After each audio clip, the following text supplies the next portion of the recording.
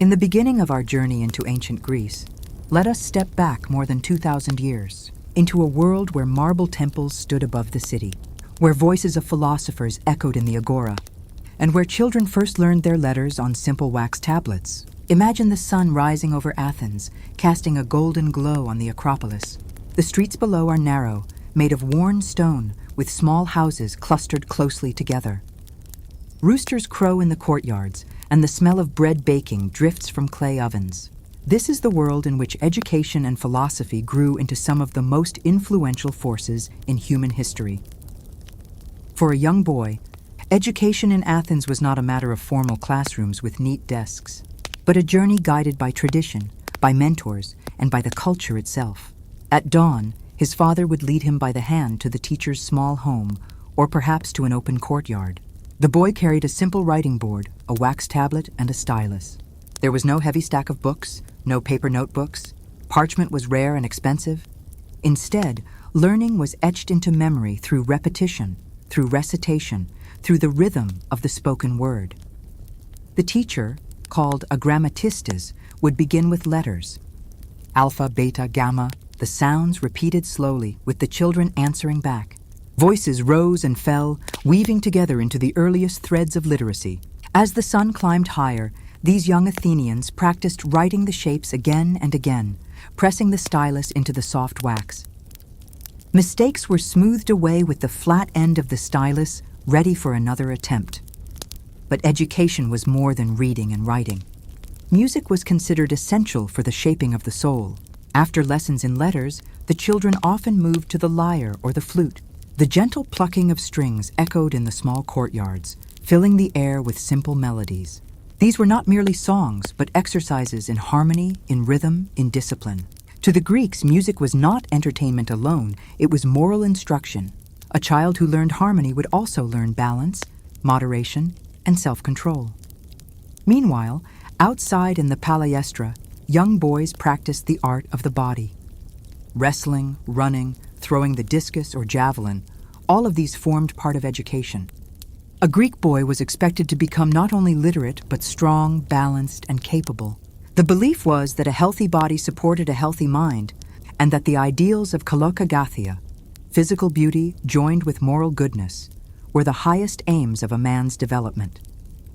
Let us pause and listen to the hum of the city around this young student. In the agora, merchants call out their wares, olives, figs, oil, and pottery. Philosophers debate under shaded colonnades.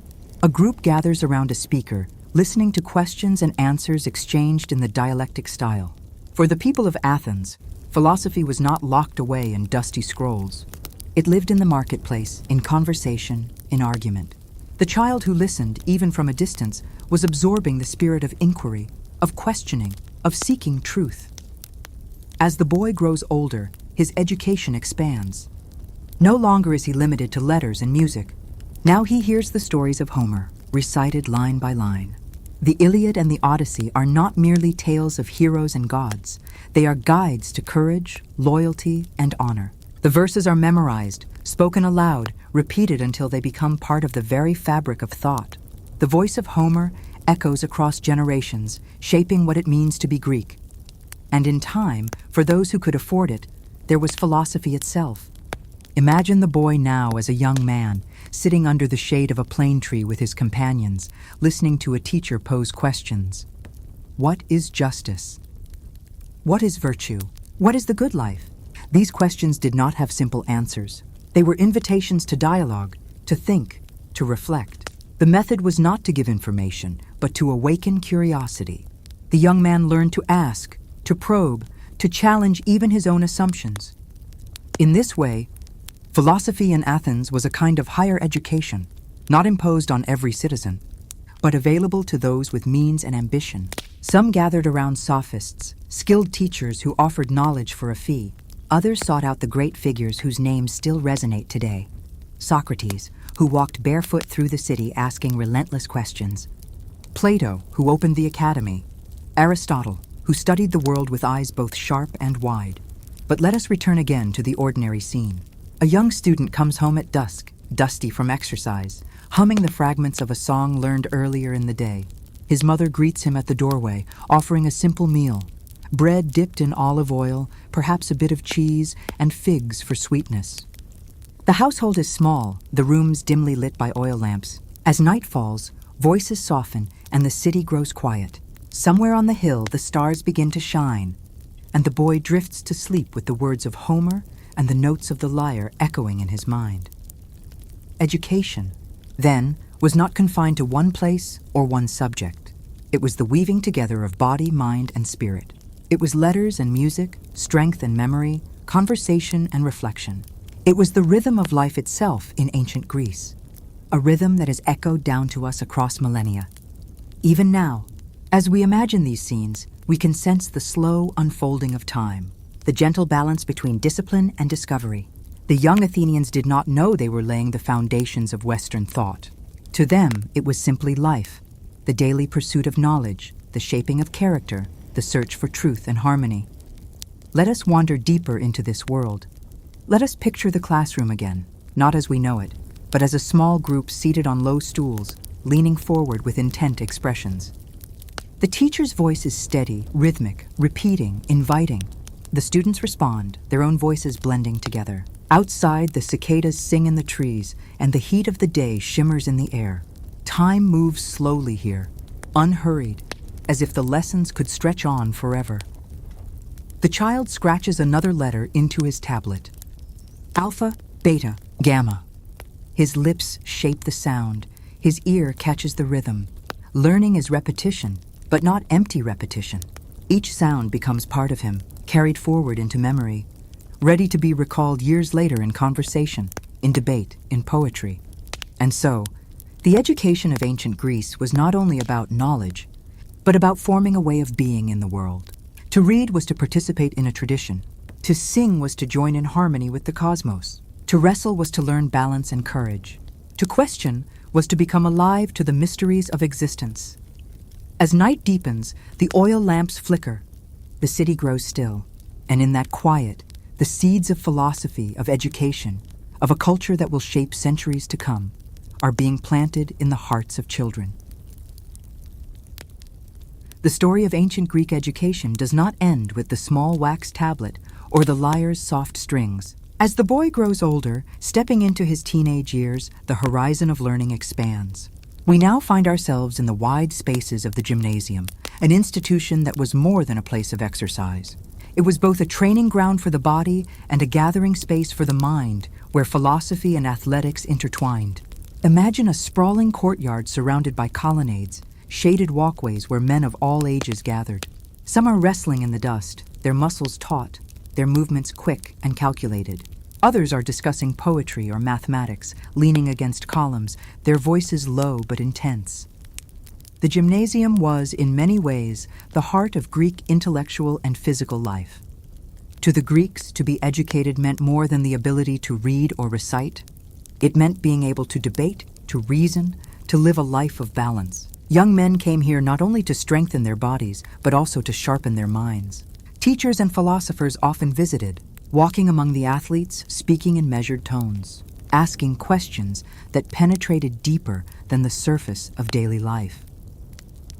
Picture one of these young men sitting by the edge of the training ground, sweat still glistening on his forehead from the exercises.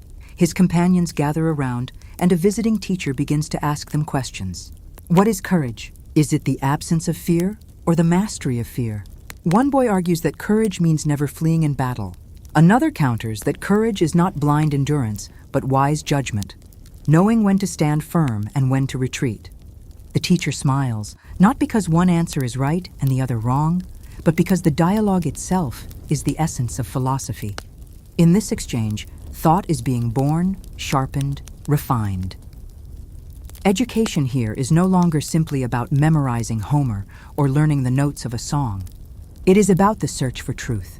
It is about learning to examine the self, to consider one's place in the cosmos, to recognize the limits of human knowledge and yet push against those very limits. In the shaded corners of the gymnasium, philosophy lived and breathed, and in its presence, the young men of Athens began to shape not just their bodies, but their souls. As we linger in this scene, notice the sounds and sights. The steady rhythm of feet on gravel as young men run laps. The thud of bodies meeting in wrestling matches. The laughter of companions sharing a meal of bread and figs after training. And above it all, the murmured questions of philosophy. Questions that float like soft echoes. Questions that will continue to shape the minds of men for centuries. From the gymnasium, we move into another crucial stage of education, rhetoric. For in a city like Athens, where democracy flourished, the ability to speak was as powerful as the ability to fight. A citizen's voice in the assembly could determine laws, could shape policies, could sway the hearts of thousands. And so, rhetoric, the art of persuasion, became an essential part of higher learning. Imagine a group of young men gathered in a hall, listening to a sophist. He stands tall, gesturing with controlled movements, his words flowing like a river. He teaches them not only to speak clearly, but to argue from any side, to anticipate objections, to use rhythm and emotion to capture attention. Some may see this as manipulation, but to the Greeks, it was an art, a necessary art in a world where speech was power. The young men practice endlessly. One gives a speech on justice, his voice trembling at first, then growing stronger. Another argues about the duties of a citizen, learning to balance reason with passion. Through these exercises, they are preparing not only for debates in school, but for debates in life, for the agora, for the courts, for the assembly where every citizen's voice mattered. And yet, not all were convinced of the sophist's methods. In the midst of these lessons, another figure walks quietly. Socrates. He charges no fee. He carries no scrolls. He teaches by asking questions, by pulling apart assumptions, by forcing his students to think deeper than they expected. Imagine him approaching a young man who has just delivered a confident speech on justice. Socrates listens, nods, then asks, "But what is justice? Is it simply obeying the law? What if the law is unjust? Is justice what benefits the stronger, or is it something higher?" The young man falters, uncertain. Socrates continues, question after question, until the student realizes he does not know what he thought he knew. This, too, is education, the humbling, disorienting, but ultimately liberating journey of self-examination. The days pass, and Athens itself becomes a classroom. The agora is full of merchants, craftsmen, politicians, and philosophers. Children walk past and hear fragments of debate. Housewives draw water at the fountain while overhearing arguments about virtue and truth. In Athens, philosophy is not confined to schools. It spills into daily life, becoming part of the city's very air. As the sun sets, casting long shadows across the marble columns, young men and their teachers walk home, still talking, still debating. Their words linger in the twilight, echoing against the stone. And in those echoes lies the heartbeat of Greek education. Not the memorization of facts, but the pursuit of wisdom, the shaping of character, the questioning of the world. Even at night, under the stars, conversations continue. Groups gather in courtyards, oil lamps flickering, and discuss the stories of the gods, the nature of the soul, the origin of the cosmos. Some argue that everything is made of water or fire or air. Others insist that numbers, not matter, are the foundation of all things. They disagree, they argue, they contradict, and yet in that very disagreement, truth is sought. The young listener learns that philosophy is not about final answers, but about the endless journey of thought. The rhythms of this life are slow and deliberate. Each day brings repetition, discipline, and new questions. Education is not rushed, not hurried toward examinations or certificates. It is lived. It is woven into the fabric of daily existence. To wake, to learn, to exercise, to debate, to eat, to reflect, to sleep, this was the cycle of life for those growing up in Athens. And through that cycle, they became not only citizens of a city, but inheritors of a tradition that would shape the entire Western world. Now imagine standing at the edge of the Acropolis at night, looking out over the quiet city. The Parthenon glows faintly in the moonlight, a silent witness to centuries of thought and learning. Below, in the streets, voices fade as households settle into sleep. But even in silence, the ideas remain alive, pulsing through memory, waiting to be awakened again at dawn. The young men dream, perhaps of future debates, of victories in the assembly, of questions still unanswered. Their dreams are filled not only with images of strength and honor, but with the restless curiosity that education has planted in their minds. And so, even in sleep, the education of ancient Greece continues, flowing like an endless river through the hearts and souls of its people. As we move deeper into the unfolding story of ancient Greek education and philosophy, let us now step into another stage of life, a stage where the student is no longer a child or even a young man in the gymnasium. He is now becoming a citizen of Athens, a man who must take his place in the civic life of the city, who must shoulder responsibilities, who must balance the demands of family, community, and the eternal questions of the mind. The education that began with simple letters and the melodies of the lyre has now matured into something broader, something deeper, something more connected to the world beyond the classroom. The city itself becomes the ultimate school. Athens, with its open spaces, its colonnades, its bustling agora, and its glittering temples, is the living environment in which a citizen learns what it means to be free, to be responsible, to be wise. The hum of voices never ceases. Merchants shout their prices, but just beside them, philosophers argue about virtue and politics. Politicians deliver speeches that echo across the assembly, teaching every listener how words can shape destiny. Priests lead rituals, reminding citizens of the sacred order of the cosmos. Children watch, young men listen, and adults participate, each person contributing to the flow of knowledge that never stops. At dawn, the assembly gathers. Thousands of citizens stream into the Nix, the great hillside space where democracy itself takes shape. Imagine the scene: a crowd under the bright sun, men standing shoulder to shoulder, listening intently as one citizen after another takes the platform to speak. Here, education becomes practice. Those long hours spent learning rhetoric now come alive. A speaker must persuade, must move the crowd, must argue with both clarity and passion. The stakes are high: war or peace, alliance or betrayal, laws that will govern the lives of thousands. The voices rise and fall, some trembling with fear, others booming with confidence. The young man, who once stumbled over Homer's verses, now stands with courage, his voice carried on the wind, adding his thread to the fabric of the polis. This is education in its highest civic form, not hidden in books, but alive in the choices of a community. Each man, by speaking, by voting, by engaging, becomes part of something greater than himself. The boy who once traced letters in wax has become a participant in shaping history. But alongside the noise of the assembly, there is also the quiet of philosophy.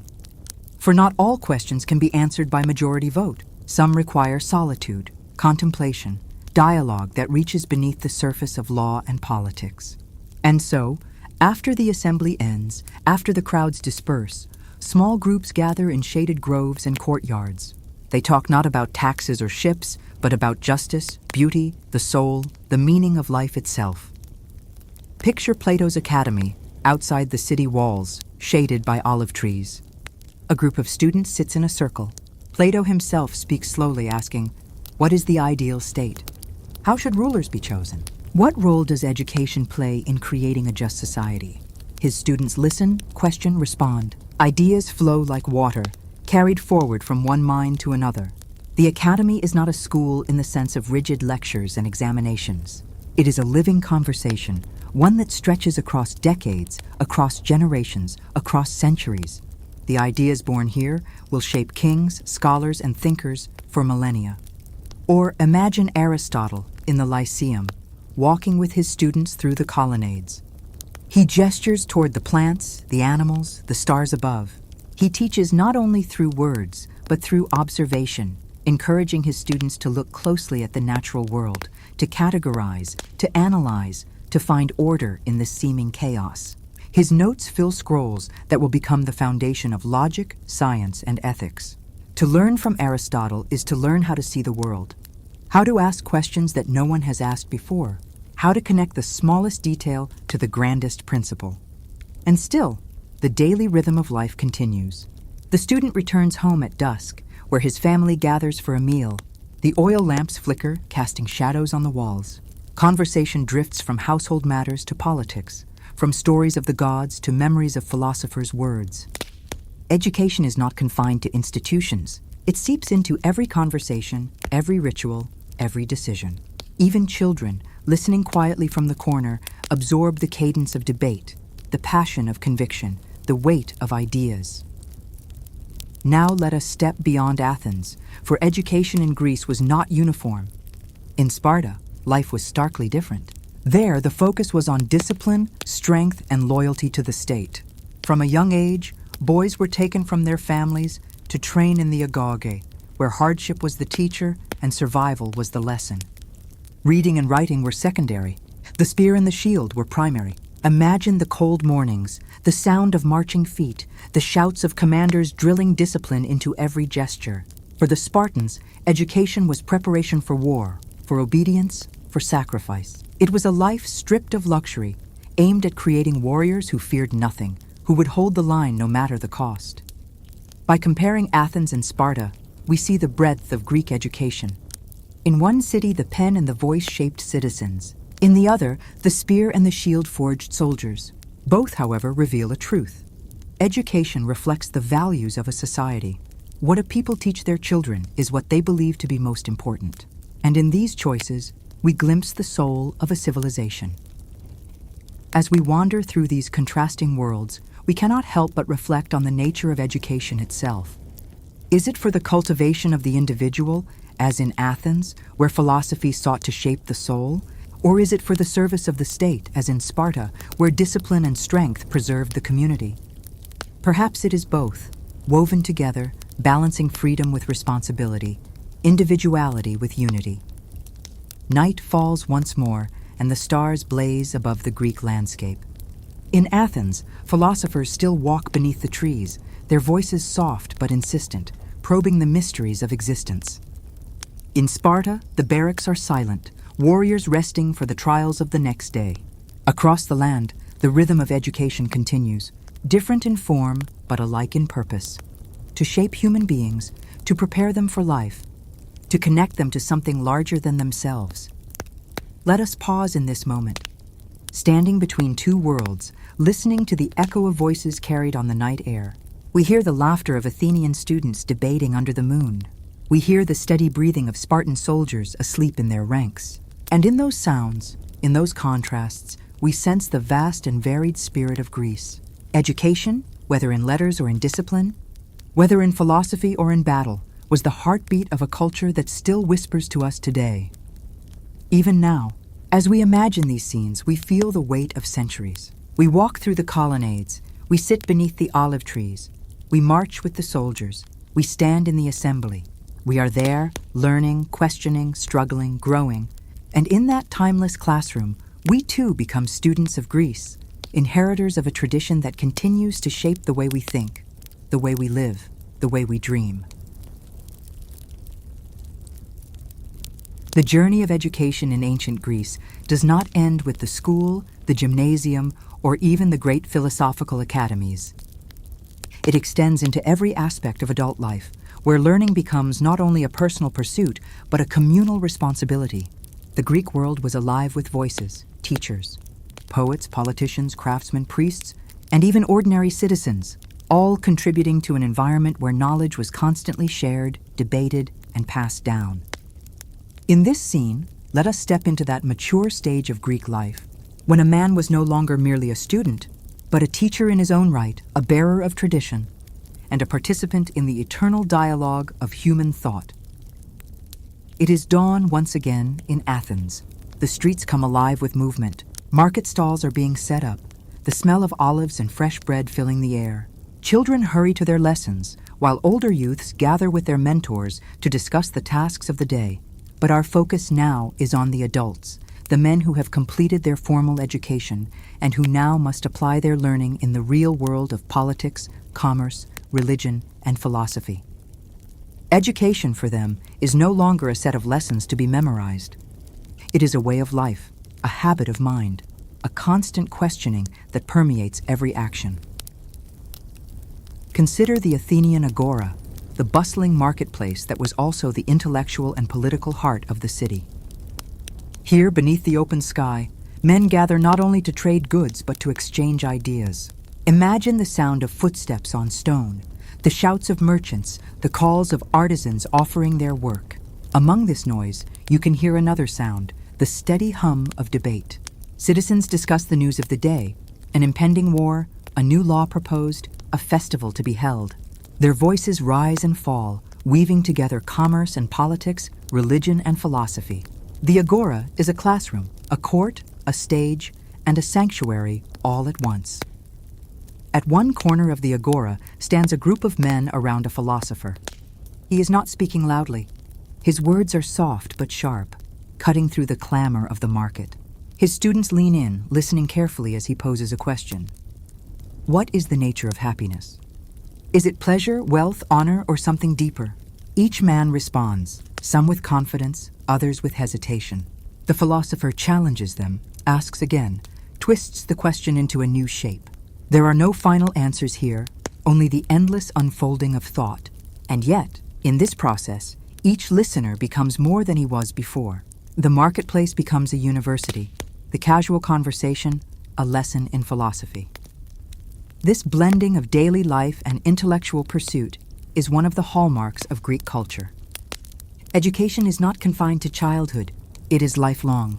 A politician speaking in the assembly is still, in a sense, a student, for he must refine his arguments, anticipate objections, persuade his audience. A poet reciting verses at a festival is both artist and teacher, for his words carry moral lessons, stories of gods and heroes, reminders of courage and folly. Even a craftsman in his workshop is part of this great chain of learning, passing down skills, techniques, and wisdom to apprentices who will one day continue the work. Now let us move into one of the great spaces of Greek civic life, the theater.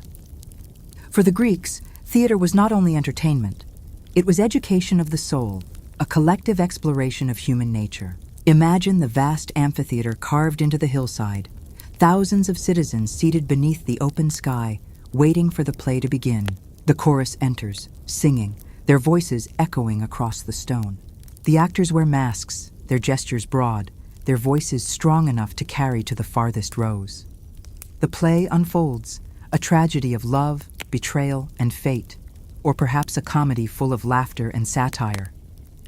But beneath the story lies something more profound. The audience is not merely watching for pleasure, they are reflecting on justice, on hubris, on the fragility of human life. When Oedipus blinds himself, or when Medea takes her terrible revenge, the audience feels not only horror, but recognition. They see themselves in the struggles of the characters.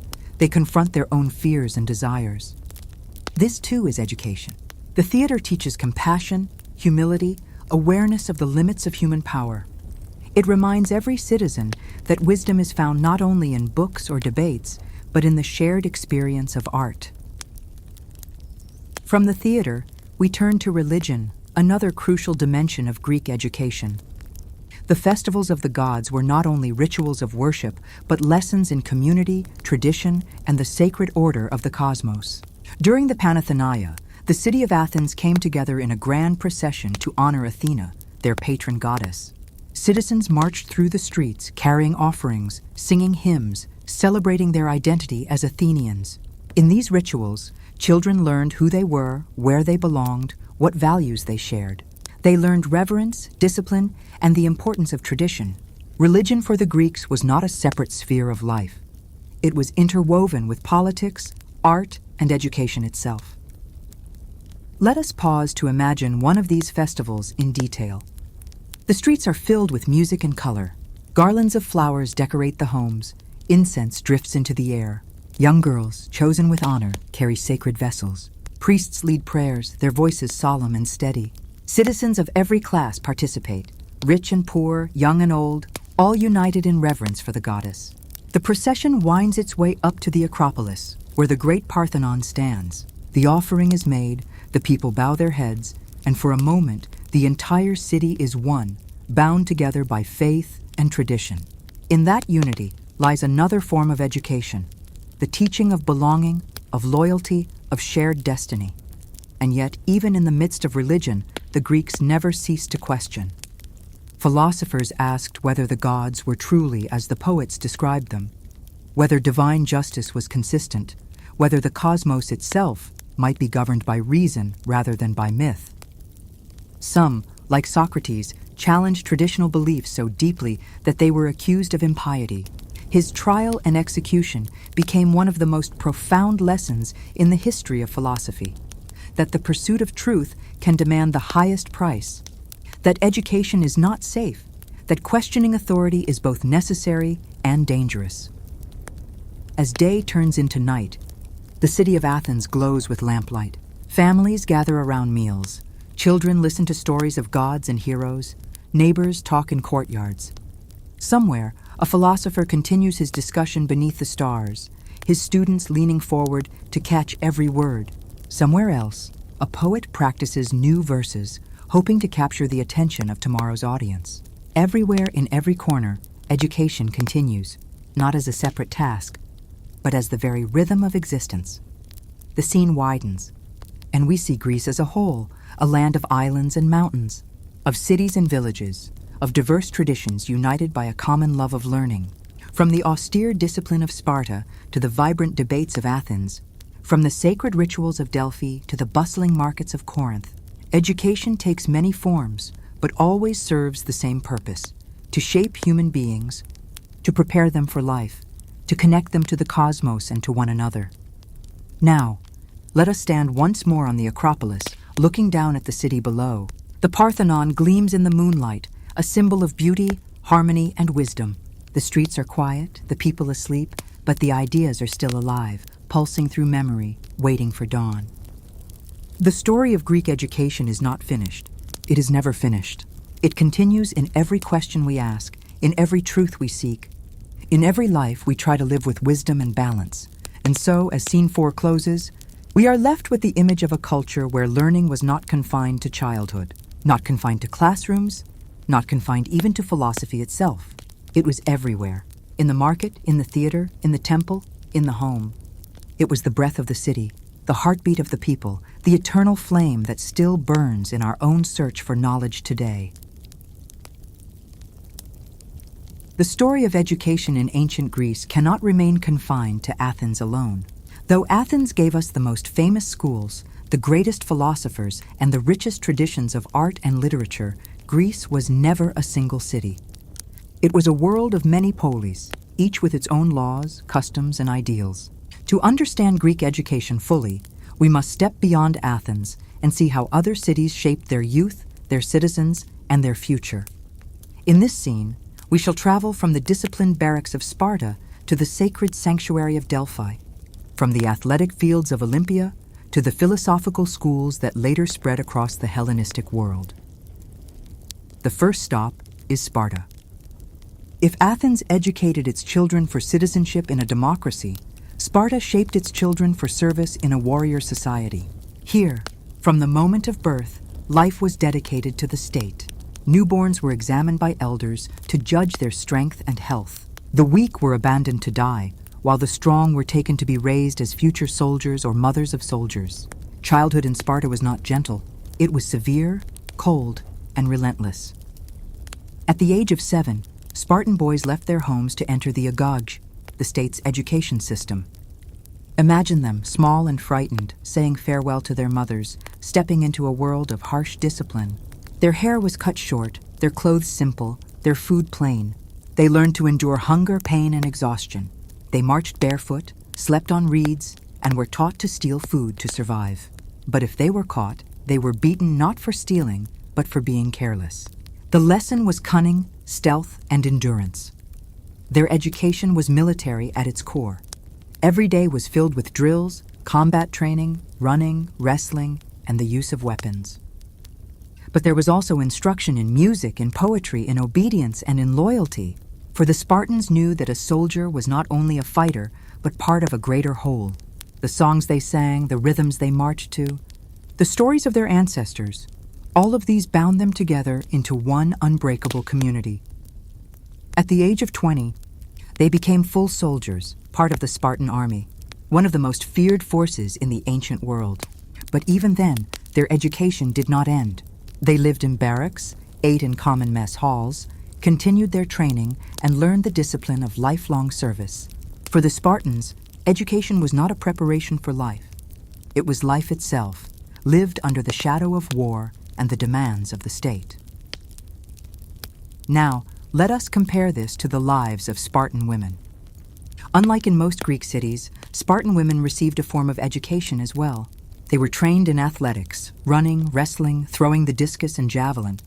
Their bodies were to be strong, for they were expected to give birth to strong sons. They learned songs of patriotism, hymns to courage, and lessons of loyalty to Sparta. They did not live in seclusion like the women of Athens. They spoke boldly. They managed estates while men were at war. They were part of the Spartan spirit. In this way, Sparta taught the value of strength, discipline, and community above all else. Leaving Sparta, let us travel north to Delphi, the sacred heart of Greece. Here, education takes a different form, one not of discipline or philosophy, but of mystery and religion. The sanctuary of Apollo, with its shining temple and famous oracle, was a place where men came not to train their bodies, but to seek the wisdom of the gods. Imagine pilgrims climbing the sacred path, bringing offerings of gold, silver, and fine statues. They wait in line to consult the Pythia, the priestess of Apollo, who sat upon a tripod, inhaling sacred vapors, her voice trembling as she delivered the riddling words of prophecy. The education of Delphi was spiritual. It taught reverence for the gods, awareness of human limits, and the recognition that fate and destiny played roles no mortal could escape. Carved into the stones of the temple were words that became lessons for all Greeks. Know thyself. Nothing in excess. These were not mere proverbs. They were guiding principles. To know oneself was to recognize the limits of human power, the need for humility. To avoid excess was to live in harmony with the cosmos, balanced between arrogance and despair. Delphi, in this way, educated not the mind or body, but the soul. From Delphi, we travel to Olympia, the site of the Great Olympic Games. Every 4 years, athletes from across Greece gathered here to compete, not for money or wealth, but for honor and the glory of victory. Education at Olympia was athletic, but also deeply moral. The Games celebrated excellence, discipline, and the unity of Greece. Athletes trained for years, perfecting their strength, their speed, their endurance. The contests, running, wrestling, boxing, the pentathlon, the chariot race, were tests of both body and spirit. The Olympic ideal was one of arete, excellence in all things.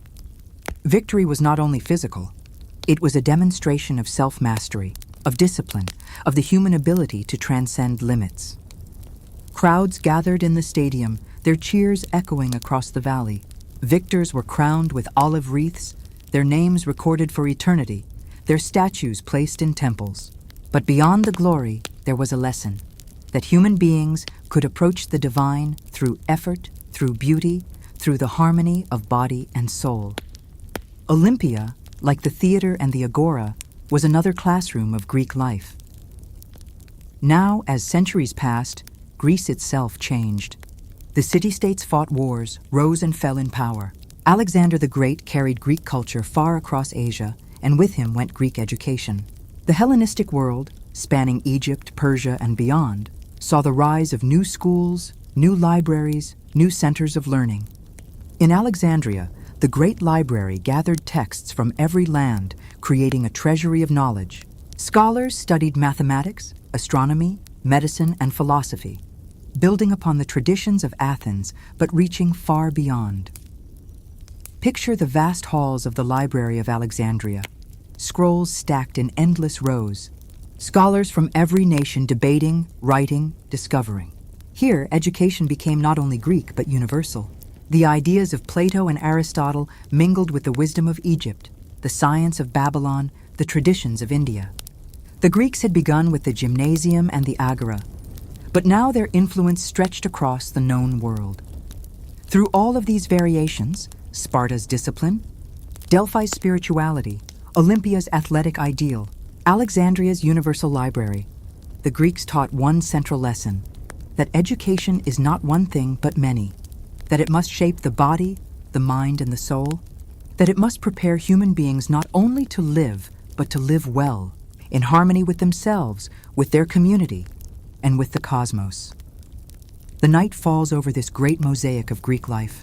Sparta's barracks grow quiet, its young men asleep in their hard beds. The temple of Apollo glows in the moonlight, the Pythia resting until the next visitor comes.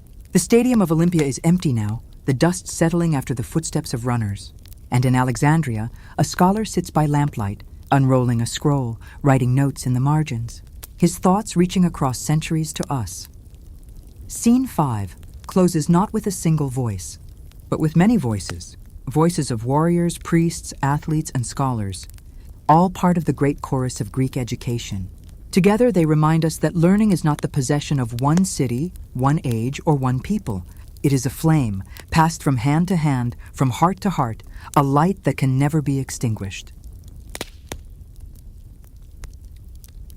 The legacy of Greek education stretches beyond the narrow boundaries of its own time. It is not only the children who learned to read Homer, nor the young men who trained in the gymnasium, nor even the philosophers who gathered in shaded groves. It is something deeper, more enduring, something that would carry through the centuries and touch the world far beyond the Greek horizon.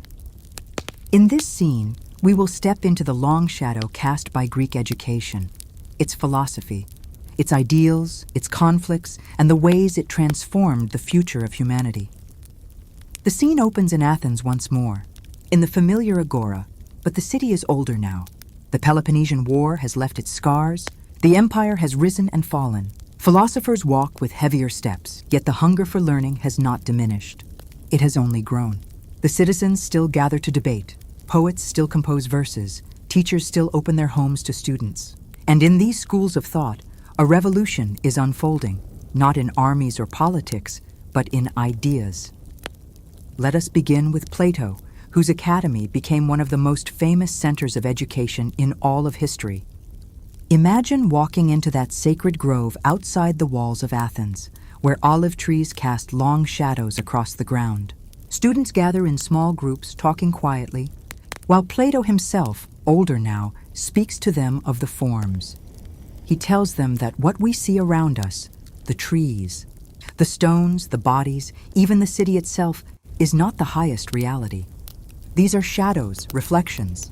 The true reality lies beyond, in a realm of perfect and eternal forms. The form of beauty, the form of justice, the form of the good. These are not ideas merely invented by the mind, but eternal truths that shape the universe. The students listen, puzzled, challenged, excited. They ask questions, they argue.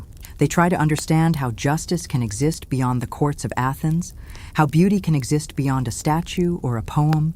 Plato insists, the philosopher's task is to turn the soul toward this higher reality, to escape the cave of shadows, to see the light of truth. Education, for Plato, is not about filling the mind with facts. It is about awakening the soul to what is eternal.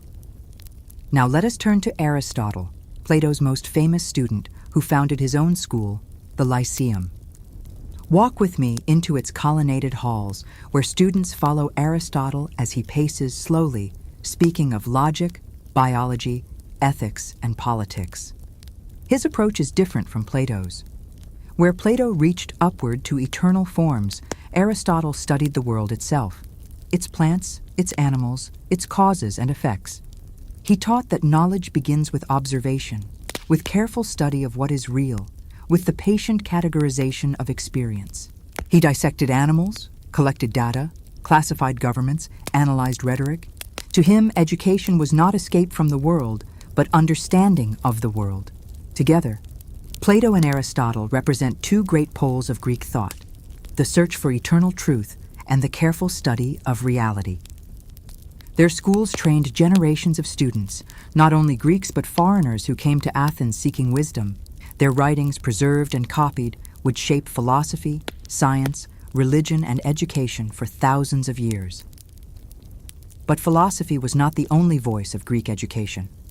There were also the orators, men like Isocrates, who believed that the highest form of education was not abstract thought, but practical rhetoric.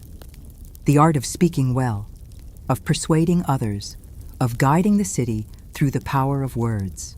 His school trained politicians and leaders, men who would stand in the assembly, argue in the courts, and shape the destiny of Athens. He believed that education should make men capable of action. That knowledge without the ability to persuade was powerless. These debates between philosophers who sought eternal truth, scientists who studied the world, and orators who trained in rhetoric were not mere academic exercises. They were battles over the very meaning of education.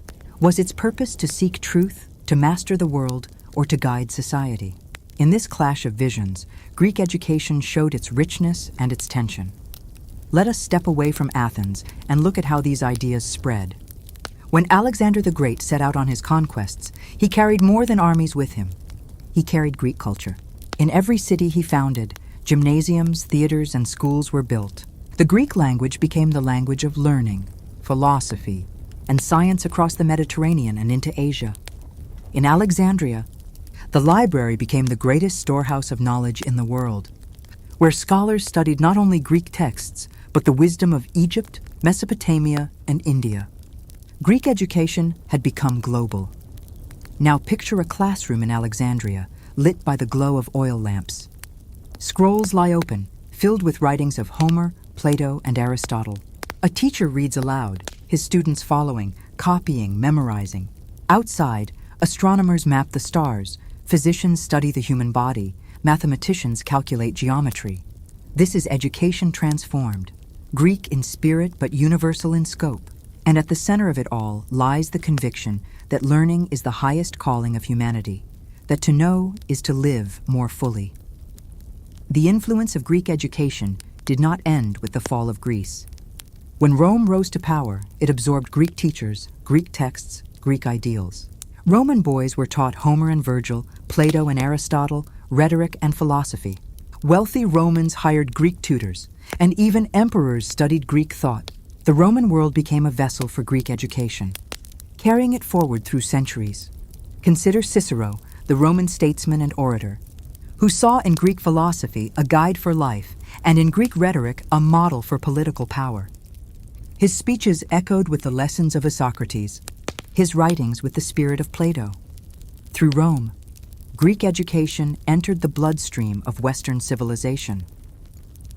Even when the Roman Empire crumbled, Greek thought lived on.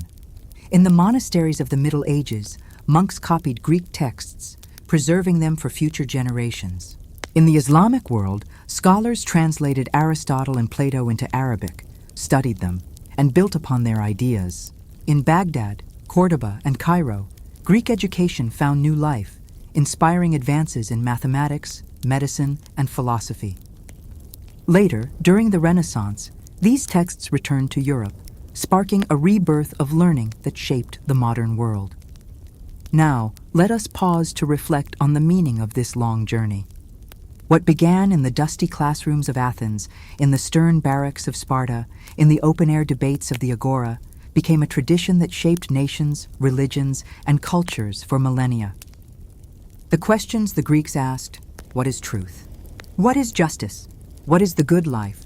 Are still with us today. Their methods, dialogue, observation, reasoning, discipline, are still the foundations of modern education. But the legacy of Greek education is not only in books and institutions. It is in the very way we think. When a child asks why, when a scientist studies the stars, when a citizen questions a law, when a poet sings of beauty, the spirit of Greek education lives on. It is not the property of one people or one time. It is the heritage of humanity. The scene shifts again. Night falls over Greece, the olive groves dark beneath the stars. The Acropolis stands silent, its temples glowing faintly in the moonlight. In the ruins of the academy, the voices of students still seem to linger. In the gymnasiums, the echo of footsteps remains. In the theaters, the chorus still sings faintly in the imagination. Across the centuries, the lessons continue, whispered from teacher to student, from parent to child, from book to mind. Education, the Greeks taught us, is not a preparation for life. It is life itself. It is the endless pursuit of wisdom, the shaping of the soul, the cultivation of virtue. It is the flame passed from hand to hand, never extinguished, always burning. And as we listen to their voices, we find ourselves still their students, still their heirs, still seeking the truth they sought beneath the same stars. Scene 6 ends with this recognition. that Greek education, though born in a small corner of the ancient world, belongs to all of us now, wherever we live, whatever language we speak. Its questions are our questions, its struggles our struggles, its vision our vision. To learn, to seek, to wonder, this is what it means to be human. And in that, the Greeks will forever be our teachers. The story of Greek education and its enduring influence continues, stretching far beyond the shores of the Aegean Sea, reaching into lands yet unknown to the ancients themselves. In Scene 7, we delve deeper into the expansion of Greek learning, its integration into the wider Hellenistic world, the cross-pollination with other cultures, and the lasting imprint it left on humanity. Here, education is not merely the memorization of texts or mastery of rhetoric. It is the shaping of civilizations, the birth of scientific inquiry, and the cultivation of the human spirit across centuries. Let us begin once more in Athens, the heart of classical learning, but with a new perspective. The city, already famed for its philosophers, poets, and statesmen, now faces new challenges. Its citizens are no longer insulated within the boundaries of their city. The world is expanding, empires rise and fall, and knowledge is becoming both more precious and more precarious. Education here must evolve to meet the needs of an increasingly interconnected Hellenistic society. In the shadow of the Acropolis, the schools of philosophy continue to thrive. Plato's Academy still echoes with the dialogues of students discussing the eternal forms, though now students come not only from Greece, but from distant regions eager to learn. Aristotle's Lyceum has grown into a center where natural sciences, ethics, politics, and rhetoric are all studied systematically. Students copy manuscripts, observe plants and animals, chart the stars, and engage in debate. Education is becoming increasingly rigorous, more formalized, and yet it retains the spirit of inquiry that defined classical Athens. Meanwhile, the city's agora remains alive with the exchange of ideas. Merchants still call out their prices, but philosophers, scientists, and young scholars mingle with them, discussing mathematics, astronomy, and the ethical implications of political decisions. The lessons of the classroom spill into the marketplace, and the marketplace feeds back into the classroom. This dynamic interplay ensures that learning is not isolated from life, but integrated into the very fabric of society. Beyond Athens, the Hellenistic world is opening new avenues for education. Alexander the Great's campaigns have spread Greek culture from Egypt to the edges of India. In each new city he founded, Alexandria, Antioch, Pergamon, the Greeks established gymnasiums, theaters, libraries, and schools. Imagine walking through the streets of Alexandria, past the Grand Harbor, toward the library, where scholars from diverse backgrounds converge. They are Egyptians, Persians, Jews, Indians, and Greeks, all united in a pursuit of knowledge. Scrolls line the walls, filled with philosophy, medicine, mathematics, and astronomy. Scholars discuss Euclid's geometry, study the stars to map the heavens, and experiment with the principles of medicine first observed by Hippocrates. The Library of Alexandria is more than a building. It is a symbol of the universality of Greek education. Here, learning transcends cultural and linguistic boundaries. Students and teachers alike recognize that wisdom is not the possession of one people, but the inheritance of all humanity. Greek thought, once confined to the Mediterranean, now becomes the lingua franca of intellectual life across continents. In Alexandria, the study of mathematics flourishes. Euclid writes his Elements, laying out the foundations of geometry with precision and clarity. Archimedes in Syracuse develops principles of mechanics and physics that astonish even the learned men of his time. Education is now empirical as well as philosophical, combining observation, experimentation, and logical reasoning. The Greeks have taught the world not only to ask questions, but also to seek answers through systematic inquiry. The influence of Greek education extends into medicine. Physicians trained in the Hippocratic tradition observe patients meticulously, record symptoms, and formulate treatments based on reason and evidence rather than superstition. They emphasize balance in the body and the importance of diet, exercise, and hygiene. The principles of Greek medicine spread through the Mediterranean and into the Near East, shaping medical practice for centuries to come. Beyond science, Greek education also nurtures art, literature, and culture. Theaters in Hellenistic cities stage dramas and comedies that explore moral, social, and political themes. Poets compose verses that reflect the ideals of heroism, virtue, and beauty. Sculptors create statues that capture both physical perfection and emotional depth.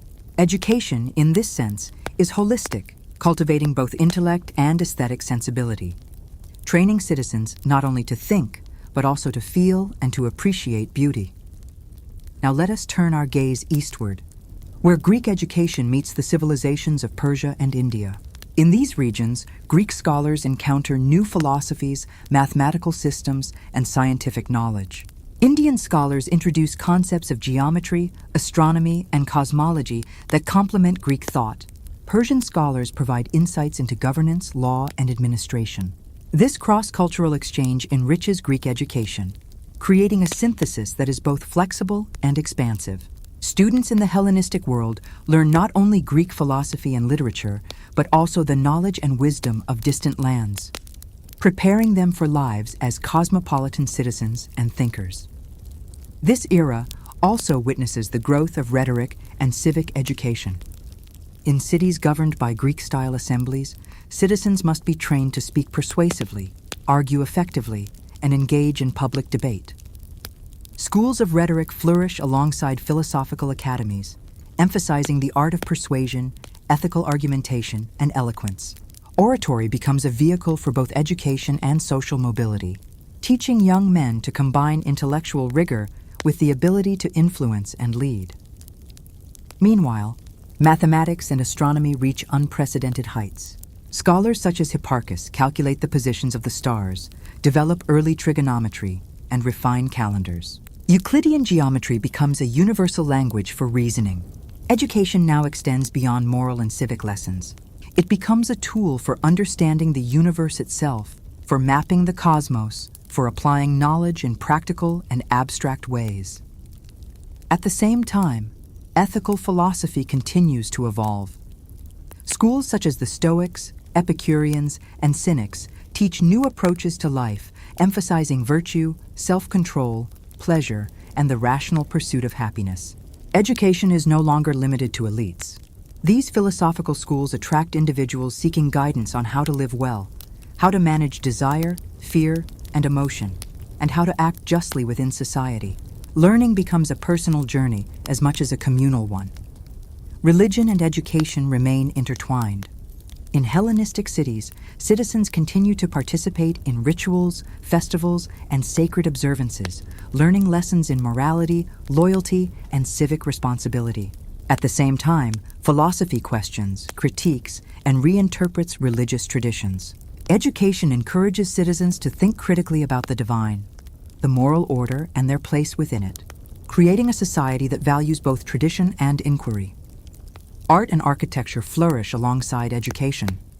Buildings are designed with harmony, symmetry, and proportion, reflecting philosophical ideals in physical form. Sculptures convey emotion and moral lessons. Poetry and theater continue to explore ethical, political, and personal themes, ensuring that education is not confined to texts, but is experienced through multiple forms of cultural expression. In this way, Greek education in the Hellenistic era becomes global, interdisciplinary, and enduring. It reaches far beyond the city-states of the classical period, spreading knowledge, inquiry, and the cultivation of virtue across the Mediterranean into Egypt, Persia, and India. Students learn to think critically, to observe carefully, to argue persuasively, to appreciate beauty, and to live ethically. They inherit a tradition that is not static but dynamic, one that will influence Rome, the Islamic world, and Europe for millennia. Even in the quiet of night, the lessons continue. Scholars study by lamplight, recording their observations. Philosophers debate the nature of the universe, the soul, and the good life. Students memorize texts, recite poetry, and practice rhetorical exercises. Across cities and empires, Greek education pulses like a living current, linking past and future, east and west, mind and soul. the world of Greek education and intellectual pursuit continues to unfold, expanding into dimensions that encompass philosophy, science, arts, and civic life. As we move through this rich history, it becomes clear that Greek education is not merely about learning facts or memorizing texts. It is a method, a way of approaching life, a holistic cultivation of mind, body, and spirit. In this scene, we explore the maturity of Greek learning as it influences societies far beyond its birthplace, shaping human thought, governance, and culture for centuries to come. In the city-states of the Aegean, young adults who have completed their formal education now assume their roles in society, participating actively in civic life. The agora is filled with discussions not only of commerce, but of philosophy, law, and governance. Citizens debate openly about the justice of laws, the ethics of political decisions, and the responsibilities of rulers. Here, the principles of rhetoric are employed not as an academic exercise, but as tools for democracy and civic responsibility. Listening to the debates, one can hear echoes of Socrates, Plato, and Aristotle, whose teachings inform not just thought, but action. Meanwhile, beyond the city walls, gymnasiums continue to train the body alongside the mind. Athletics are not only a demonstration of physical skill, but also a form of discipline, cultivating perseverance, courage, and self-control. Competitions are celebrated as educational exercises, teaching youth to balance ambition with fairness and strength with strategy. Here, the interplay of body and intellect reflects the Greek ideal of arete, the pursuit of excellence in all dimensions of life. Education is also moral. Philosophers and teachers guide young men and women to understand virtue, justice, and ethical conduct. They debate questions of right and wrong, courage and cowardice, wisdom and folly. These discussions are not abstract. They are grounded in real-life experiences, political realities, and communal responsibilities. Students are taught to see themselves not as isolated individuals, but as members of a larger society, accountable to the collective good. Art and literature serve as vital instruments of education as well.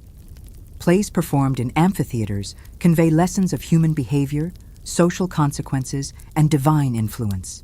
Tragedies explore the limits of human power, the inevitability of fate, and the complexities of moral choice. Comedies, by contrast, use humor to reveal folly, critique authority, and encourage reflection on social norms. The audience, though entertained, is simultaneously instructed, learning lessons in empathy, morality, and civic engagement. Poetry, music, and visual arts complement these lessons, cultivating aesthetic sensitivity and emotional intelligence. Beyond the boundaries of Greece itself, the Hellenistic world becomes a vast network of learning. Cities founded during Alexander's campaigns, from Alexandria to Pergamon, host libraries, schools, and observatories. Scholars from Egypt, Persia, India, and Greece converge, sharing knowledge of mathematics, astronomy, medicine, and philosophy. Here, the Greek method of systematic inquiry, observation, and logical reasoning interacts with local traditions, creating a synthesis that propels science and philosophy forward. In Alexandria, the library and the Mouseion attract thinkers who study not only Greek texts, but also those from Egypt, Babylon, and India. Astronomers map the heavens, tracking the movements of stars and planets with precision. Mathematicians like Euclid codify the principles of geometry, while physicians apply empirical observation to understand the human body. These scholars engage in dialogue, debate, and experimentation, embodying the Greek spirit of inquiry and demonstrating that education is a living, evolving practice rather than a fixed set of knowledge. Ethical philosophy continues to evolve in parallel. Stoicism teaches self-control, acceptance of fate, and the pursuit of virtue above pleasure. Epicureanism explores the pursuit of happiness through moderation, friendship, and the management of desire. Cynics challenge social norms, emphasizing simplicity, self-sufficiency, and integrity. These philosophical schools expand access to education beyond the elite, providing guidance for citizens seeking to navigate the complexities of human life. Students learn not only how to reason, but how to live well, balancing ambition, desire, and moral responsibility. Rhetoric remains central to civic education. Oratory training equips citizens to participate effectively in assemblies, courts, and public councils. Persuasion, argumentation, and clarity of expression become vital tools for leadership and governance. The emphasis on speech and communication complements philosophical inquiry, creating citizens who are both thoughtful and capable of action. Education thus becomes a bridge between knowledge and practice, theory and experience, thought and society. Science, mathematics, and observation continue to expand human understanding. Scholars chart the movements of celestial bodies, predict eclipses, and develop early principles of physics. Medicine, guided by the Hippocratic tradition, emphasizes diagnosis, balance, and empirical treatment. Architecture reflects mathematical precision and aesthetic proportion. Even everyday life is informed by these lessons. City planning, engineering, and civic infrastructure draw upon knowledge cultivated through centuries of Greek education. Religion and ritual remain intertwined with learning. Festivals, ceremonies, and sacred observances teach values, communal identity, and moral conduct. At the same time, philosophy and inquiry encourage critical reflection on divine law, fate, and human responsibility. Citizens are educated to navigate both the material and spiritual dimensions of life, balancing devotion with reason, tradition with reflection. Greek education also emphasizes the continuity of knowledge. Teachers copy texts meticulously, pass down traditions, and mentor the next generation. Students are encouraged to question, explore, and experiment, creating a dynamic interplay between preservation and innovation. Education is not static. It is cumulative, evolving as new knowledge emerges and as society itself changes. Across the Hellenistic world, the integration of Greek learning with local traditions creates an unprecedented cultural synthesis. Mathematical methods from Babylon, astronomical observations from India, philosophical concepts from Egypt all merge with Greek inquiry to produce new insights. Students in these cosmopolitan centers learn not only Greek thought, but also the intellectual heritage of the known world, embodying a universal approach to learning that transcends national or cultural boundaries. In the arts, education fosters creativity, expression, and moral reflection. Sculptors capture the human form with unprecedented realism. Painters explore narrative and emotion, and poets craft works that explore the human condition. Theater continues to blend entertainment with ethical instruction, while music and dance cultivate rhythm, harmony, and social cohesion. Greek education integrates mind, body, and soul, recognizing that wisdom requires both knowledge and character. As night falls across these cities, the pursuit of knowledge continues. Scholars study by candlelight, students debate under starlit courtyards, and philosophers walk quietly, reflecting on the day's lessons. Across the Mediterranean and into the Near East, Greek education leaves its imprint on governance, culture, science, and philosophy. Its principles, critical thinking, empirical observation, ethical reflection, and aesthetic appreciation become foundational to civilizations yet to arise. Even as empires rise and fall, the Greek approach to education endures. Rome absorbs Greek teachers and texts, preserving and transmitting their ideas. Later, Byzantine and Islamic scholars continue the tradition, translating, interpreting, and expanding upon Greek knowledge. During the Renaissance, this intellectual heritage re-enters Europe, catalyzing the rebirth of science, art, and philosophy. Greek education, once rooted in small city-states, now shapes the intellectual foundations of the modern world. The legacy of Greek education is ultimately a testament to the universality of human inquiry. It teaches that learning is not a task confined to youth or a privilege reserved for the elite, but a lifelong endeavor accessible to all who seek wisdom. It is the cultivation of reason, virtue, creativity, and knowledge, a guiding flame for individuals and societies alike. Its influence is visible in law, science, literature, philosophy, governance, and daily life, reminding us that the pursuit of understanding is a defining feature of our humanity. Education in this era is holistic, interdisciplinary, and enduring. It blends philosophy, ethics, science, arts, and civic responsibility, creating individuals capable of thought, reflection, and action. It emphasizes the development of character alongside intellect, the harmony of mind and body, and the integration of personal growth with communal life. The Greek vision of education is not limited by geography or time. It is a model for the cultivation of human potential across all civilizations. As the sun rises and sets across the Hellenistic world, the lessons of Greek education continue to resonate. Children, students, scholars, and citizens absorb these teachings, not merely as knowledge, but as a way of life. They question, they reason, they create, they govern, and they aspire to virtue. Across centuries and continents, the flame of Greek learning burns brightly, a light guiding humanity toward wisdom, excellence, and understanding. The development of education in the ancient Greek world reveals a rich tapestry of learning, observation, and intellectual curiosity that spans centuries. In order to understand how Greek education matured and influenced the wider Mediterranean, one must examine not only the schools, philosophers, and civic practices, but also the underlying principles that guided society.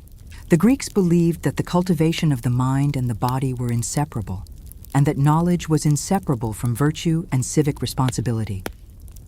Their schools, from the earliest primary lessons to the sophisticated philosophical academies, were designed to produce individuals capable of thought, reason, and action. In the earliest stages of childhood, education focused on basic literacy and moral instruction.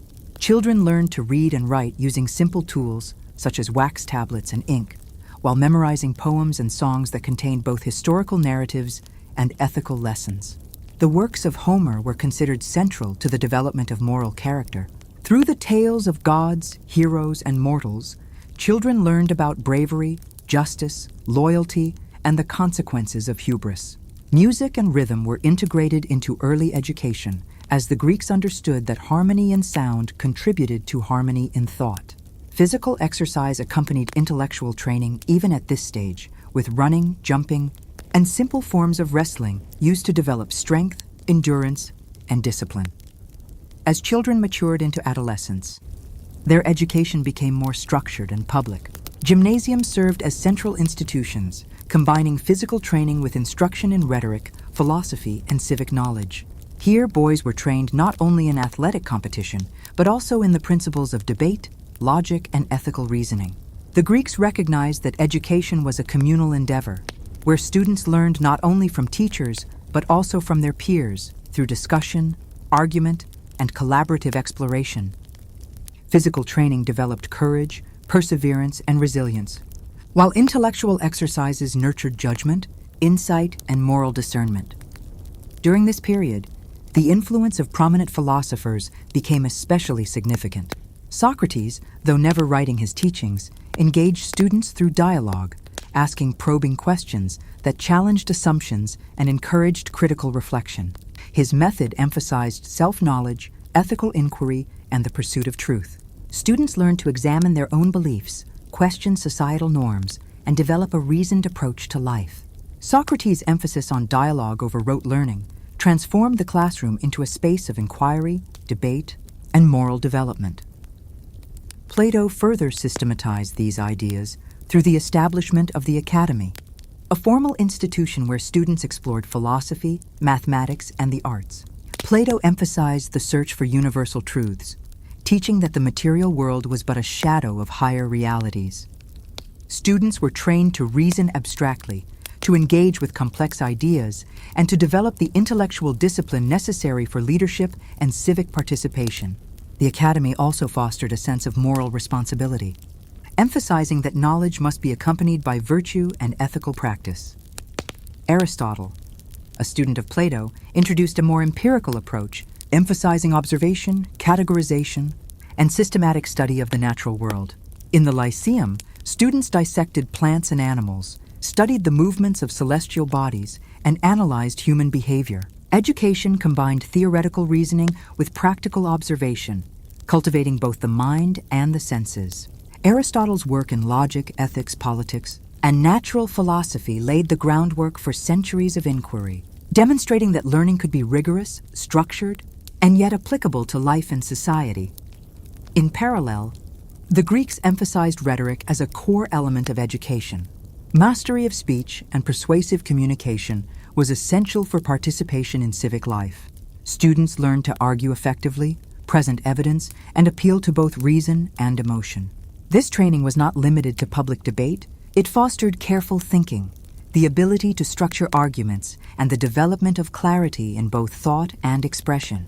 Rhetoric thus became an integral component of intellectual formation, linking knowledge with practical skill and ethical responsibility. The Hellenistic period brought Greek education into contact with diverse cultures.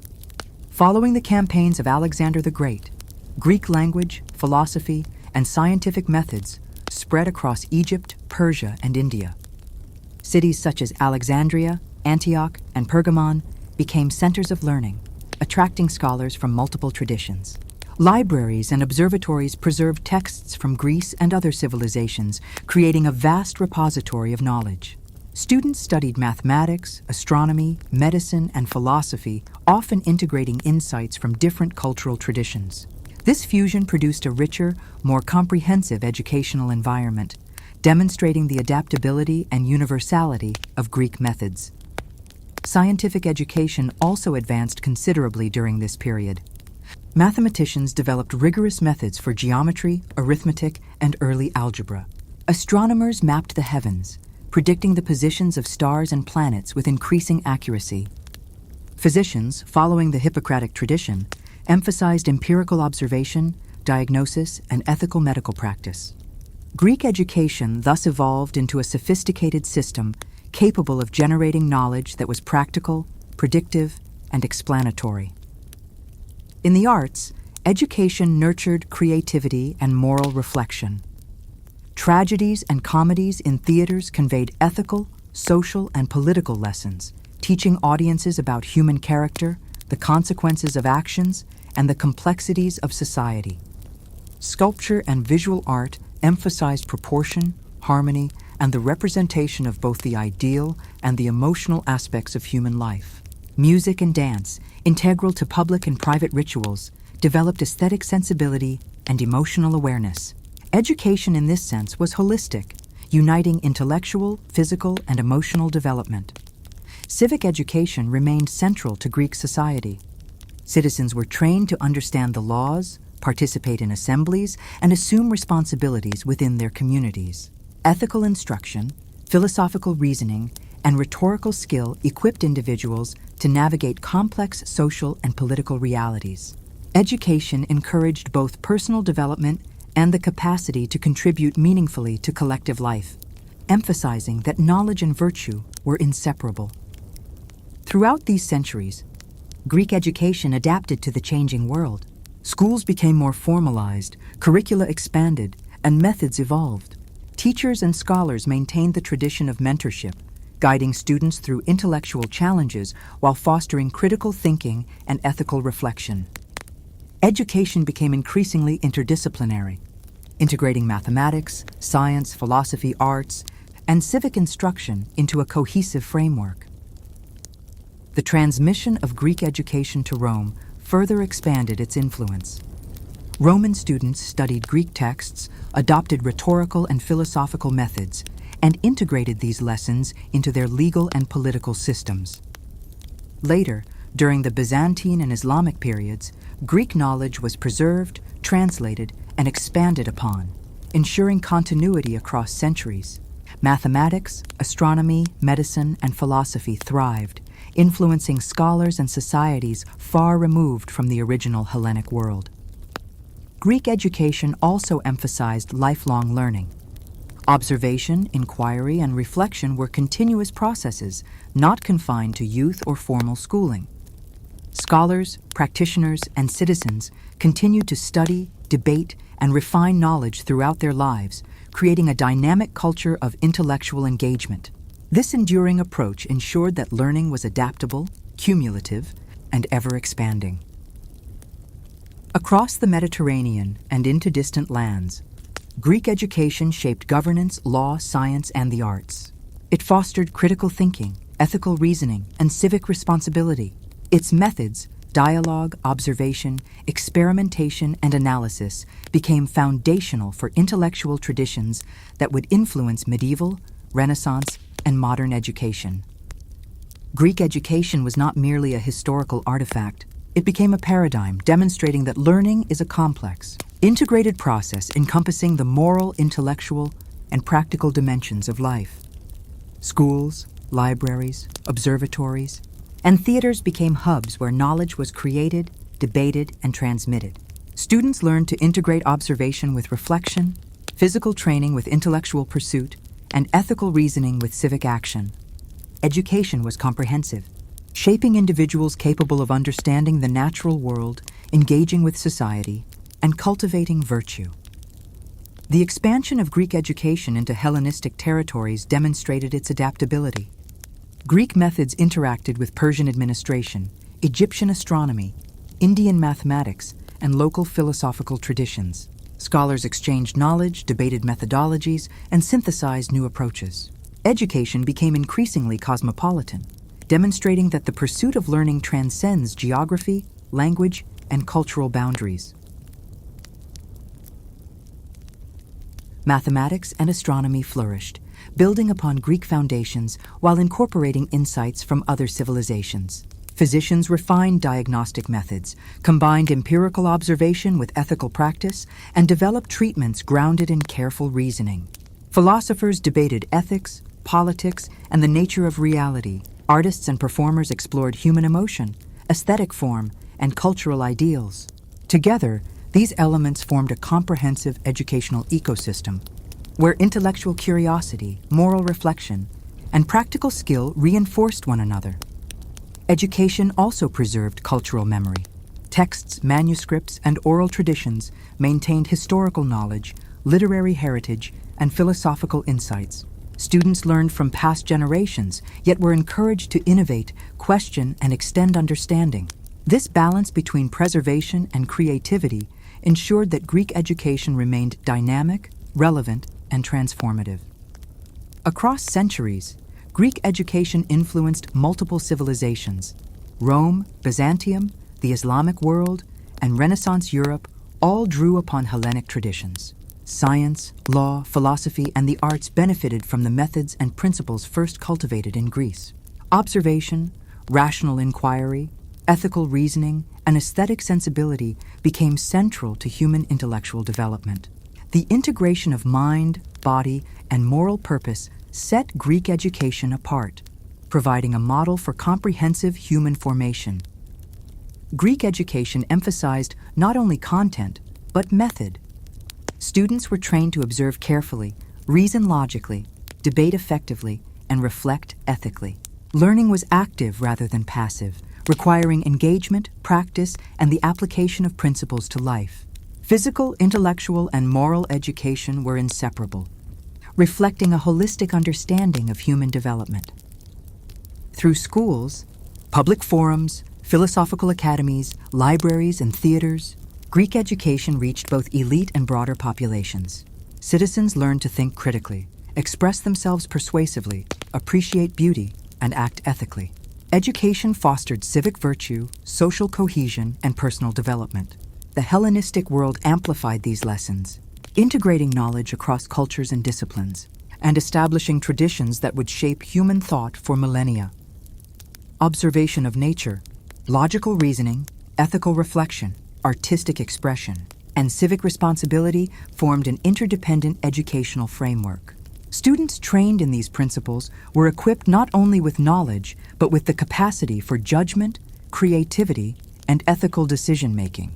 Education was an active process, preparing individuals to navigate the complexities of human life while contributing meaningfully to society. From early childhood instruction to advanced philosophical study, from physical training to artistic cultivation, from civic debate to cross-cultural inquiry, Greek education was comprehensive and adaptive. Its influence transcended political and geographic boundaries, shaping thought, practice, and culture across the Mediterranean, Near East, and eventually Europe. Scholars, citizens, and students engaged in an enduring dialogue with knowledge, tradition, and innovation, creating a living educational heritage. In this long continuum, Greek education demonstrates the enduring power of structured, disciplined, and holistic learning. Knowledge, skill, virtue, and aesthetic sensibility were cultivated together, fostering individuals capable of reasoning, acting, and creating. Science, philosophy, art, civic engagement, and ethical reflection were intertwined, demonstrating that education encompasses the totality of human development. Across generations, Greek educational methods, dialogue, debate, observation, empirical study, ethical reasoning, and artistic cultivation were transmitted, adapted, and expanded. They shaped societies, inspired leaders, informed scientific and artistic achievement, and cultivated citizens capable of critical thinking and responsible action. Education, in this sense, was a dynamic force, connecting past and present, individuals and society, intellect and morality. The expansion of Greek education into the Hellenistic period marked one of the most transformative phases in the intellectual and cultural development of the ancient world. As city-states merged into larger empires and Greek influence spread across vast territories, education evolved to meet the demands of increasingly complex societies. Citizens were no longer confined to the boundaries of a single polis. They were exposed to new cultures, languages, and knowledge systems. In this context, education became both a tool for personal development and a vehicle for social cohesion, civic responsibility, and cross-cultural exchange. In Greece, the education of youth had already incorporated lessons in literacy, mathematics, music, physical exercise, and ethical reasoning. These foundations were now built upon by more specialized institutions. Gymnasiums and palaestrae continued to cultivate physical fitness, but they were complemented by philosophical schools, rhetorical academies, and libraries. Young adults trained in these institutions developed not only strength and endurance, but also critical thinking, eloquence, and a deep understanding of civic duty. The curriculum emphasized the unity of body, mind, and spirit, reflecting the Greek ideal of arete, excellence in all aspects of human life. Philosophical inquiry remained at the heart of higher education. The works of Plato, Aristotle, and other prominent thinkers were studied, debated, and expanded upon. Plato's emphasis on universal truths and the forms guided students toward abstract reasoning, while Aristotle's empirical investigations encouraged observation, categorization, and logical analysis. Philosophical training also included ethics, political theory, and metaphysics, providing students with a comprehensive framework for understanding human behavior, social structures, and the natural world. This dual approach, combining abstract thought with empirical study, ensured that education was both intellectually rigorous and practically relevant. Rhetoric and public speaking were similarly essential components of education. In the democratic assemblies of Athens and later in Hellenistic cities, citizens were expected to participate actively in governance. Mastery of language, persuasive argumentation, and the ability to address public audiences were crucial skills. Students engaged in exercises of declamation, debate, and imitation of classical orators, honing their capacity to communicate effectively. Rhetorical training was not only about eloquence. It developed reasoning, ethical judgment, and social responsibility. Science and mathematics advanced significantly during this period. Scholars conducted systematic studies in astronomy, geometry, and physics. Observatories and mathematical schools flourished, producing precise calculations of celestial phenomena, theorems in geometry, and insights into the principles of mechanics. Medicine followed the Hippocratic tradition, emphasizing careful observation, diagnosis, and treatment based on reason and experience.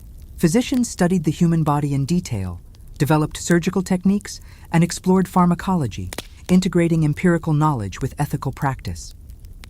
Education in the sciences was therefore both theoretical and applied, preparing students to contribute to practical advancements in society. The Hellenistic world brought Greek education into contact with diverse cultures, leading to a synthesis of knowledge. Cities such as Alexandria, Pergamon, and Antioch became hubs of learning, attracting scholars from Egypt, Persia, India, and other regions. Libraries preserved texts from multiple civilizations, while schools facilitated the exchange of ideas. Students studied Greek philosophy alongside Egyptian astronomy, Babylonian mathematics, and Indian cosmology, creating a rich, interconnected intellectual environment. This cross-cultural exchange enhanced Greek methods of observation, analysis, and reasoning, and laid the foundations for future scientific and philosophical progress. Art and literature continued to play a vital role in education. Theater was a medium for ethical reflection and civic instruction. Tragedies explored moral dilemmas, human emotion, and the consequences of actions, while comedies used satire to critique societal norms and authority. Poetry and music cultivated aesthetic sensibility and emotional intelligence. Visual arts and sculpture emphasized proportion, harmony, and realism, teaching students to observe and appreciate both the physical world and human expression. These disciplines complemented philosophical and scientific study, fostering well-rounded individuals capable of critical thought, moral judgment, and creative expression. Civic education remained central to Greek thought. Students were trained to participate in assemblies, understand the law, and engage in public decision-making. Education aimed to produce citizens who were informed, virtuous, and capable of contributing meaningfully to their communities. Ethical instruction emphasized justice, courage, moderation, and wisdom, aligning personal development with civic responsibility. Education was not merely preparation for adulthood, it was an ongoing process of character formation and social engagement. As Greek education expanded into the Hellenistic kingdoms, it adapted to the complexities of empire. Monarchs patronized schools, libraries, and observatories, promoting intellectual development as a means of consolidating power and fostering loyalty. Scholars enjoyed access to extensive resources, including texts from multiple traditions and instruments for scientific study. Education became increasingly professionalized, with teachers, philosophers, and scribes forming a class of intellectual specialists. The integration of Greek pedagogy with local knowledge systems enhanced both the breadth and depth of learning. Philosophical schools diversified during this period. Stoicism emphasized rational self-control, ethical living, and acceptance of natural law. Epicureanism advocated the pursuit of happiness through moderation, friendship, and thoughtful reflection on desires. Cynicism encouraged simplicity, self-sufficiency, and critical examination of societal conventions. These schools offered different approaches to life, providing students with frameworks for personal and ethical decision-making. Education became not only a means of acquiring knowledge, but also a guide to living well in a complex, multicultural world. Scientific inquiry continued to advance. Mathematicians like Euclid codified geometric principles that remained authoritative for centuries. Astronomers charted the heavens with remarkable accuracy, predicting celestial events and refining calendars. Physicians applied empirical methods to understand diseases, anatomy, and treatment. Education in these disciplines emphasized observation, experimentation, and reasoning, cultivating skills that would influence scientific thought for millennia. The combination of theoretical knowledge and practical application exemplified the Greek commitment to understanding both the abstract and tangible aspects of reality. Libraries and centers of learning facilitated the preservation and dissemination of knowledge. Scrolls, manuscripts, and texts from multiple cultures were collected, copied, and studied. Scholars engaged in translation, commentary, and debate, ensuring that knowledge was both preserved and critically examined. Students learned to balance respect for tradition with inquiry and innovation, integrating insights from multiple sources into a coherent understanding of the world. Ethical and civic education remained intertwined with intellectual and scientific instruction. Lessons in virtue, justice, and social responsibility were taught alongside rhetoric, mathematics, and philosophy. Education aimed to produce individuals capable of thinking critically, acting ethically, and participating effectively in civic life. The cultivation of character was considered as important as the acquisition of knowledge, reflecting a holistic understanding of human development. The Hellenistic world also witnessed the development of cross-disciplinary education. Mathematics informed astronomy, philosophy informed ethics, Rhetoric informed civic engagement. The integration of these disciplines prepared students to navigate complex social, political, and intellectual landscapes. Education was not compartmentalized. It was an interconnected system, fostering reasoning, observation, creativity, and moral judgment. Greek education extended into the daily lives of citizens. Families, mentors, and public institutions reinforced lessons learned in schools. Civic ceremonies, athletic competitions, artistic performances, and philosophical discussions all contributed to an ongoing educational environment. Learning was continuous, embedded in experience, and inseparable from life itself. Students practiced observation, reflection, debate, and creative expression, cultivating the capacities that would define responsible and capable citizens. Through centuries of transmission, Greek educational methods influenced Rome, Byzantium, and later the Islamic world. Roman students studied Greek texts, adopted rhetorical and philosophical practices, and applied these lessons to governance, law, and public life. Scholars in Byzantium preserved and copied Greek manuscripts, ensuring continuity of knowledge. Islamic scholars translated and expanded upon Greek philosophy, science, and medicine, creating a bridge between classical antiquity and the medieval world. Greek educational principles, observation, reasoning, ethical reflection, and holistic development thus became a foundation for global intellectual traditions. Artistic, literary, and scientific achievements during this period demonstrate the integration of knowledge and practice. Students were trained to combine creativity with analysis, aesthetic sensibility with ethical reasoning, and intellectual rigor with practical skill. Education fostered individuals capable of contributing to multiple domains, from governance and law to medicine, astronomy, and the arts. The Greek model emphasized adaptability, critical thinking, and lifelong engagement with learning. In conclusion, the expansion and maturation of Greek education during the Hellenistic period exemplified a comprehensive, interdisciplinary approach to learning. Students were trained to cultivate intellect, body, and character simultaneously. Philosophical inquiry, scientific observation, artistic appreciation, rhetorical skill, and civic responsibility were integrated into a cohesive educational framework. Knowledge was transmitted, preserved, and expanded across cultures, influencing societies far beyond the Mediterranean. Education was a living, dynamic process, shaping individuals and communities, and laying the foundations for centuries of intellectual and cultural development. The culmination of Greek education reveals its profound and lasting influence on civilization, culture, and intellectual development. By the final stages of the Hellenistic period, the educational practices and philosophical traditions established in the Greek city-states had expanded across a vast network of territories, connecting peoples, cultures, and knowledge systems. Education was no longer confined to the elite citizens of Athens or Sparta. It had become a trans-regional phenomenon, influencing the development of governments, sciences, arts, and moral thought across the Mediterranean and Near East. Greek education emphasized a holistic approach, integrating intellectual training with physical development, artistic expression, ethical cultivation, and civic responsibility. Students trained in these systems learned to observe carefully, reason logically, and express themselves eloquently. They participated in athletic exercises to cultivate discipline, resilience, and courage, while simultaneously engaging in philosophical discourse, mathematical reasoning, and literary analysis. Education thus became an interconnected framework, preparing individuals not only for personal development, but also for active and responsible participation in society. Philosophical instruction continued to guide the moral and intellectual formation of students.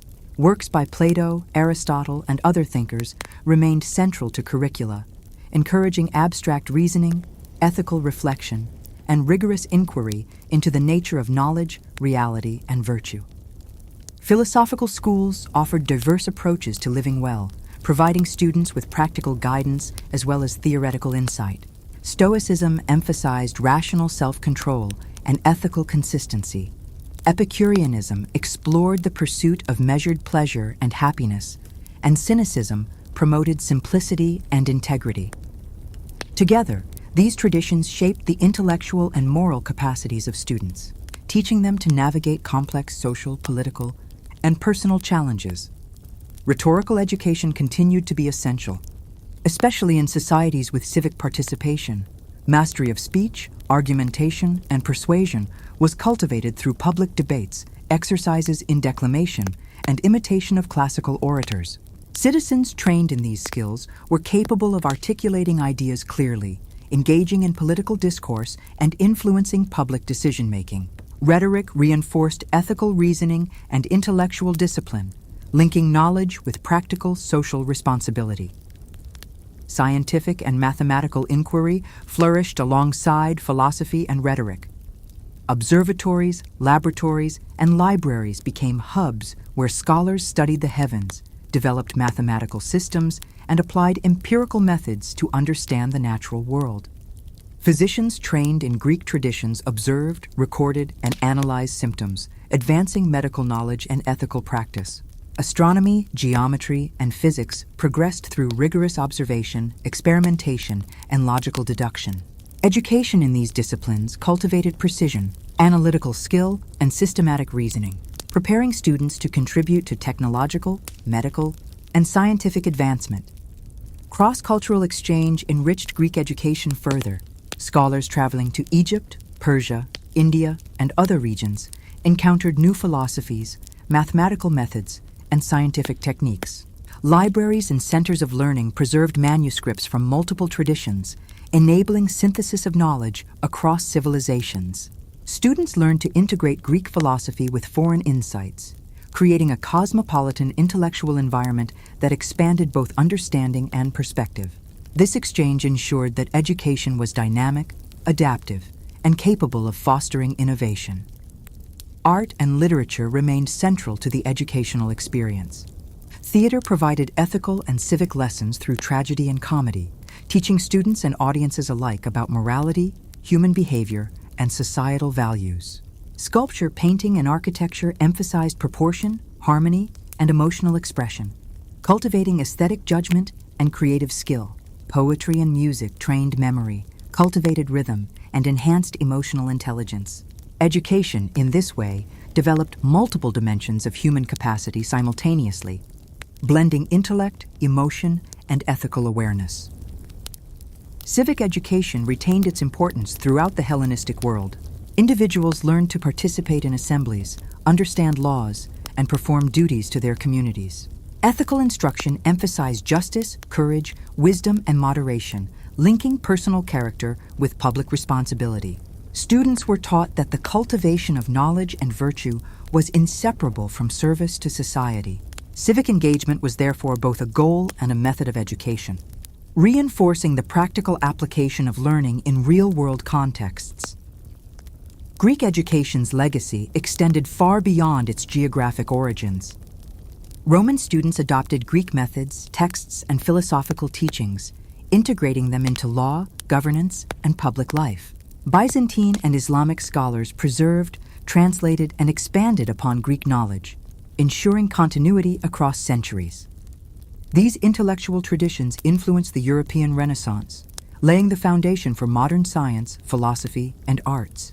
The principles of Greek education, systematic inquiry, empirical observation, ethical reflection, and holistic development, became enduring pillars of human intellectual and cultural achievement.